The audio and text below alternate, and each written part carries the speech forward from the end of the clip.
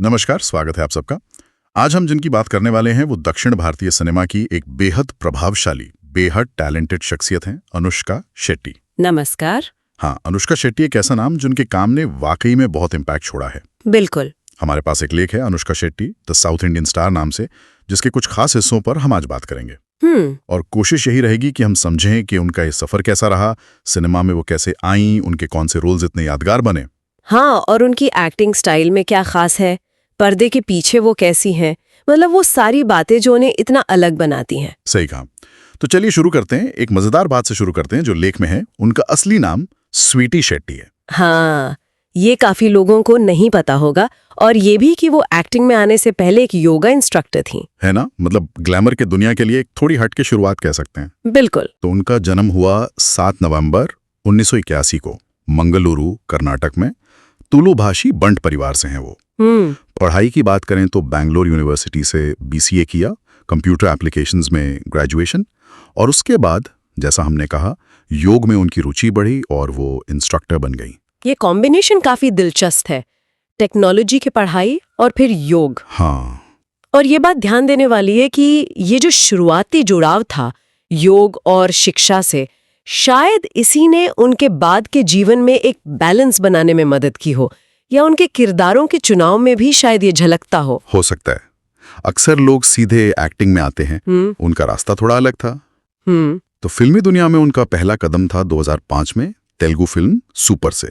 पूरी जगन्नाथ ने डायरेक्ट की थी। अच्छा, सुपर। उसमें तो नागार्जुन और आयशा टाकिया भी थे शायद। हाँ बिल्कुल, नागार्जुन और आयशा टाकिया थे। फिल्म बॉक्स ऑफिस पर एवरेज रही, मतलब ठीक ठाक चली, लेकिन अनुष्का पर लोगों का ध्यान गया। उनकी स्क्रीन प्रेजेंस नोटिस की गई। हाँ, पहली फिल्म में नोटिस होना भी बड़ी बात है। सही बात है, लेकिन जैसे कहते हैं ना, असली वाला ब्रेक वो उन्हें मिला 2006 में SS राजामौली की ब्लॉकबस्टर फिल्म विक्रमार्कुडु से। ओ हाँ, विक्रमार्कुडु, रवि तेजा के साथ। वो तो जबरदस्त हिट थी। हाँ, बहुत बड़ी हिट। और उस फिल्म ने उन्हें तेलुगु सिनेमा में एक तरह से स्थापित कर दिया, एक भरोसेमंद पॉपुलर एक्ट्रेस के तौर पर। वो सिर्फ एक हिट नहीं थी, उसने इंडस्ट्री में उनकी जगह पक्की कर दी। बिल्कुल, विक्रमार्कुडु ने उन्हें कमर्शियल हीरोइन बना दिया। लेकिन यहाँ से एक बहुत इंपॉर्टेंट मोड़ आता उनके करियर में, जिसका जिक्र लेख में भी है, 2009 की फिल्म अरुंधति। हाँ, अरुंधति, इस पर तो बात करनी ही पड़ेगी। ये फिल्म एक पीरियड हॉरर फैंटेसी थी, और इसमें उनका डबल रोल था, एक वीर राजकुमारी अरुंधति का और दूसरा उसका मॉडर्न जमाने का पुनर्जन्म जेजम्मा। और ये उस समय के हिसाब से बहुत बड़ा रिस्क था। मतलब एक एक्ट्रेस जो कमर्शियल फिल्में कर रही है, उसके लिए इस तरह की heavy female centric period film करना। हाँ बिल्कुल। और अरुंधति ने कमाल कर दिया। सिर्फ बॉक्स ऑफिस पर जबरदस्त कमाई नहीं की, बल्कि इसने ये साबित कर दिया कि फीमेल सेंट्रिक फिल्में भी चल सकती हैं, बहुत बड़े स्केल पर चल सकती हैं। सही कहा। इसने दिखाया कि अनुष्का में वो दम है कि वो अकेले अपने दम पर फिल्म को खींच सकती हैं। दर्शक उन्हें देखने आएंगे, चाहे फिल्म में ट्रेडिशनल हीरो सेंट्रिक न हो। हाँ, और इसी फिल्म ने उन्हें सिर्फ स्टार नहीं बल्कि लेडी सुपरस्टार का टैग दिलवाया। बिल्कुल, ये उनके करियर का एक डिफाइनिंग मोमेंट था। इस सक्सेस के बाद तो उन्होंने पीछे मुड़कर नहीं देखा। हाँ। उनकी फिल्मों का चुनाव और भी ज्यादा इंटरेस्टिंग होता गया। 2009 में ही प्रभास के साथ बिल्ला आई, जो एक स्टाइलिश एक्शन थ्रिलर थी, तमिल फिल्म की रीमेक थी ये। हाँ, बिल्ला भी काफी पॉपुलर हुई थी। फिर 2010 में क्रिश की फिल्म आई वेदम। ये एक मल्टी स्टारर फिल्म थी जिससे क्रिटिक्स ने बहुत सराहा। वेदम बहुत जरूरी फिल्म है उनके करियर में। उसमें कई बड़े स्टार्स थे, अल्लू अर्जुन, मनोज मांचू। हाँ।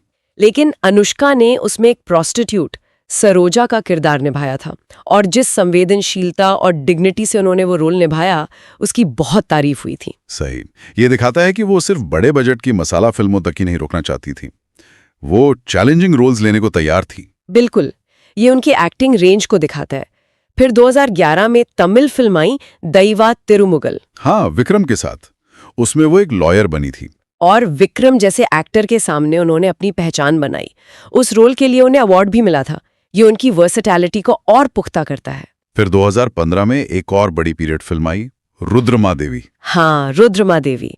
इसमें उन्होंने काकतीय वंश की रानी रुद्रमादेवी का टाइटल रोल किया। फिर से एक फीमेल सेंट्रिक बड़े बजट की हिस्टोरिकल फिल्म।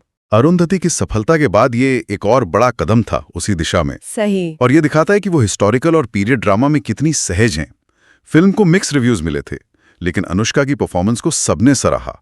तो ये फिल्में अरुंधति, वेदम, रुद्रमा देवी ये दिखाती हैं कि वो लगातार खुद को चैलेंज कर रही थीं। और फिर आया इंडियन सिनेमा का वो चैप्टर जिसने दुनिया भर में नाम कमाया, बाहुबली सीरीज। आहा, बाहुबली 2015 में बाहुबली द बिगिनिंग और 2017 में बाहुबली द कंक्लूजन। राजा मौली का मैग्नम ओपस। और इसमें अनुष्का शेट्टी का देवसेना का किरदार, मतलब वो तो अमर हो गया है। बिल्कुल, एक ऐसी राजकुमारी जिसमें स्वाभिमान है, तेज है, योद्धा है। हाँ, और लेख में भी इस बात पर जोर दिया गया है कि देवसेना सिर्फ बाहुबली की प्रेमिका या पत्नी नहीं थी, वो अपने आप में एक पावर सेंटर थी। उसके फैसले कहानी को आगे बढ़ाते थे। सही। उसका वो स्वाभिमान, उसका न्याय के लिए अड़ जाना। हाँ, और उसकी निडरता, इन सब ने उसे सिर्फ एक फिल्मी किरदार नहीं रहने दिया, वो एक सिंबल बन गई, खास तौर पर महिलाओं के लिए एक इंस्पिरेशन। हाँ बिल्कुल। और अनुष्का ने जिस ग्रेस और इंटेंसिटी से उसे निभाया, कमाल था वो। बिल्कुल। तो अगर हम उनकी पूरी एक्टिंग जर्नी को देखें तो जो सबसे बड़ी खासियत नजर आती है वो है उनकी वर्सेटैलिटी। मतलब कितनी तरह के रोल्स किए उन्होंने। हाँ, यही बात है। रोमांटिक लीड से लेकर एक्शन हीरोइन तक, पीरियड ड्रामा से लेकर सोशल मैसेज वाली फिल्मों तक, हर जॉनर में उन्होंने काम किया और कामयाब रहीं। और ये सिर्फ जॉनर की बात नहीं है, उनके किरदारों में इमोशनल डेप्थ भी होती है। बिल्कुल, जैसे अरुंधति का वो रौद्र रूप, रुद्रमा देवी का शाही अंदाज, देवसेना का वो अटूट स्वाभिमान, या वेदम की सरोजा की मजबूरी और ताकत। हर किरदार में एक अलग इमोशनल ग्राफ दिखता है। सही। ये चीज उन्हें सिर्फ एक ग्लैमरस चेहरा नहीं बल्कि एक बहुत ही कैपेबल एक्टर बनाती है।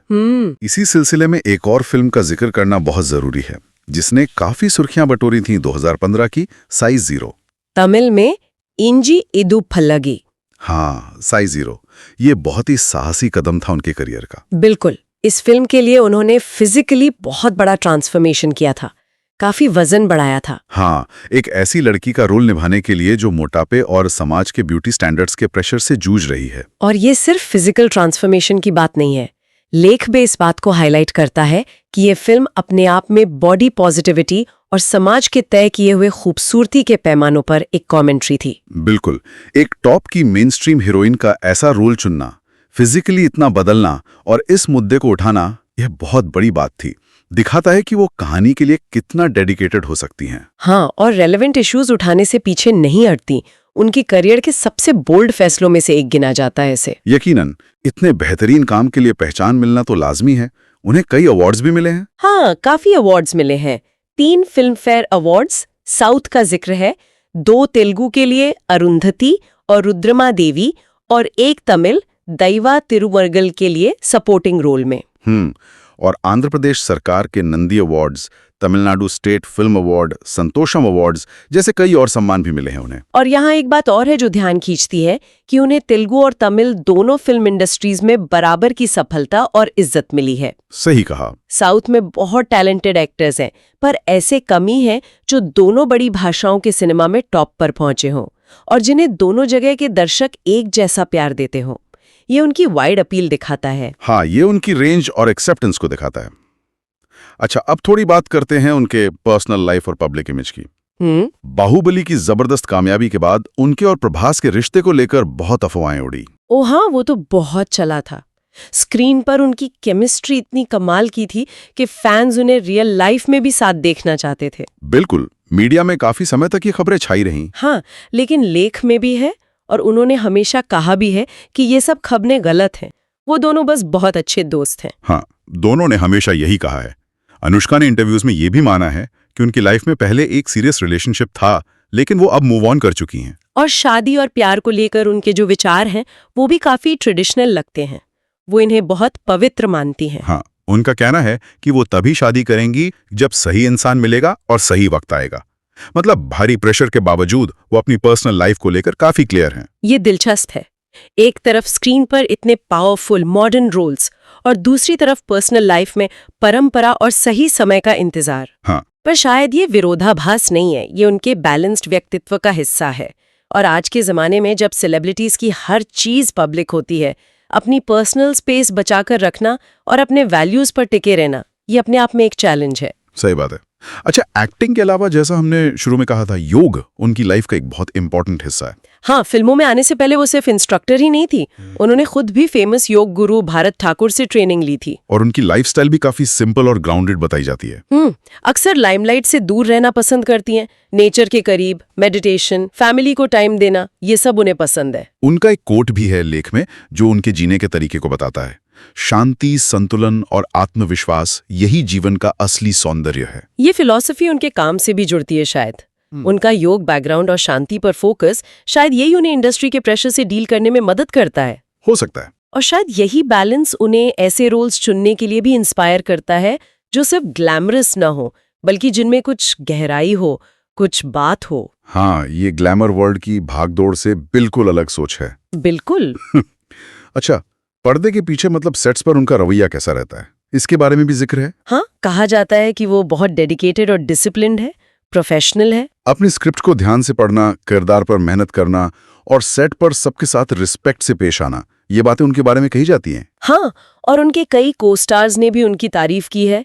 नागार्जुन, विक्रम, प्रभास, सूर्या, माधवन, इन सब ने पब्लिकली उनकी वर्क एथिक और प्रोफेशनलिज्म की तारीफ की है। इंडस्ट्री में लंबे समय तक टिके रहने और इज्जत कमाने के लिए ये क्वालिटीज बहुत जरूरी हैं। बिल्कुल, ये उनकी सफलता का एक बड़ा कारण है। हाल के सालों में उनकी फिल्में थोड़ी कम आई हैं पहले के मुकाबले। हाँ, पेस थोड़ा स्लो हुआ है, लेकिन वो अभी भी एक्टिव हैं और अच्छे प्रोजेक्ट्स चुन रही हैं। 2023 में उनकी फिल्म आई थी मिस शेट्टी मिस्टर पॉलिशेट्टी। हाँ, जिसमें वो एक इंडिपेंडेंट शेफ बनी थी जो शादी नहीं करना चाहती पर माँ बनना चाहती है। एक मॉडर्न टॉपिक पर बनी रोमांटिक कॉमेडी थी। हाँ। उसे पसंद किया गया था। और अब वो एक नई भाषा में भी कदम रख रही हैं, मलयालम डेब्यू कर रही हैं। हाँ, कथानार द वाइल्ड सॉर्सरर नाम की फिल्म से। हाँ। ये एक पीरियड फैंटेसी फिल्म है जयसूर्या के साथ। उनके रोल को लेकर काफी सस्पेंस रखा गया है। कहा जा रहा है कि काफी मिस्टीरियस और अलग किरदार होगा। ये दिखाता है कि वो अभी भी नए चैलेंज लेने को तैयार है और मलयालम इंडस्ट्री में जाना उनकी पैन इंडियन अपील को और बढ़ाएगा। हाँ, बाहुबली से हिंदी ऑडियंस में तो वो पॉपुलर हो ही गई थी। बिल्कुल। एक और चीज जो उन्हें आजकल के एक्टर से थोड़ा अलग करती है, वो है उनका सोशल मीडिया से रिश्ता। हाँ, ये बात भी है। आज के दौर में जहां हर कोई सोशल मीडिया पर सुपर एक्टिव है, अनुष्का काफी कम एक्टिव रहती हैं। और ये भी शायद उनके व्यक्तित्व का ही हिस्सा है। अपनी प्राइवेसी को महत्व देना, उस ऑनलाइन दुनिया की लगातार दौड़ से शायद बचना। हाल ही में उन्होंने सोशल मीडिया से ब्रेक भी लिया था। हाँ, और उन्होंने वजह भी बताई थी कि वो रियल लाइफ और खुद के साथ रिश्ते को फिर से खोजना चाहती हैं। ये आज के डिजिटल युग में काफी बड़ी बात है। एक टॉप स्टार का ऐसा करना और इतनी ईमानदारी से वजह बताना। बिल्कुल, ये उनके सोचने के तरीके को दिखाता है। तो अगर हम इस पूरी बातचीत को समेटें तो क्या कह सकते हैं, अनुष्का शेट्टी की कहानी सिर्फ एक कामयाब एक्ट्रेस की कहानी नहीं है। नहीं, बिल्कुल नहीं। ये कहानी है वर्सेटाइलिटी की। अरुंधति और देवसेना जैसे यादगार, पावरफुल किरदारों को जिंदा करने की। हाँ, और ग्लैमर से आगे बढ़कर एक्टिंग पर फोकस करने की, मीनिंगफुल रोल चुनने की कहानी है। और शायद सबसे बढ़कर ये अंदरूनी ताकत, बैलेंस और जमीन से जुड़े रहने के महत्व की कहानी है। निश्चित रूप से वो दक्षिण भारतीय सिनेमा के एक ऐसी आइकन है जिन्होंने न सिर्फ जबरदस्त कमर्शियल सक्सेस हासिल की, बल्कि अपनी शर्तों पर की, सादगी, गरिमा और आत्मविश्वास के साथ। उनकी जर्नी शायद ये दिखाती है कि असली और टिकाऊ सफलता सिर्फ बाहरी चमक दमक या बॉक्स ऑफिस नंबरों में नहीं है, बल्कि वो अंदर की शांति, अपने उसूलों पर टिके रहने और ऑडियंस के साथ एक गहरा रिश्ता बनाने में है। जैसा कि हमारे सोर्स लेख के आखिर में बहुत अच्छे से कहा गया है कि अरुंधति से लेकर देवसेना तक अनुष्का ने बार बार दिखाया है कि जब एक औरत अपने विश्वास, अपनी गरिमा और अपनी ताकत पर खड़ी रहती है तो वो सिर्फ पर्दे का किरदार नहीं रहती, वो दर्शकों के दिलों में और सिनेमा के इतिहास में अमर हो जाती है। बहुत खूब कहा गया है। और ये हमें एक आखिरी सवाल पर छोड़ जाता है कि अनुष्का शेट्टी जैसी शख्सियत जो कामयाबी के शिखर पर होकर भी सादगी, पर्सनल लाइफ की इज्जत और सेल्फ डिस्कवरी को इतनी अहमियत देती हैं, क्या वो अनजाने में ही एंटरटेनमेंट वर्ल्ड में सक्सेस की एक नई, शायद ज्यादा टिकाऊ और मानवीय परिभाषा बना रही हैं? सोचने वाली बात है। एक ऐसी परिभाषा जो सिर्फ शोहरत और पैसे से आगे पर्सनल वेलबींग और ऑथेंटिसिटी को भी उतना ही महत्व देती है। इस पर सोचना वाकई दिलचस्प होगा।